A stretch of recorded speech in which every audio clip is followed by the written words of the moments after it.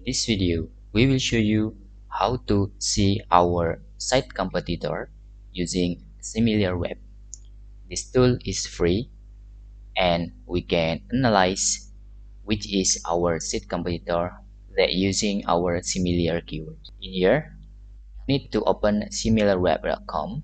If you type SimilarWeb on the Google, maybe sometimes you select the wrong website, so make sure you open similarweb.com. Then you can analyze. For example, I will analyze the websites, for example wheredata.com, and in here you can get the information about your competitor.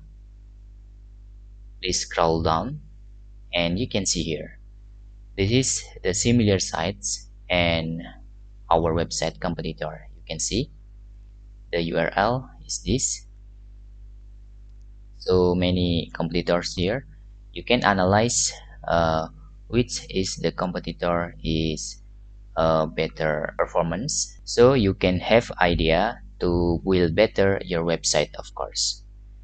Okay, you can also select analyze for your competitor like this, and okay, you can see it works and your site is available on the other competitors. Okay, and that's all tutorial how to see the website competitor for free using similarweb.com.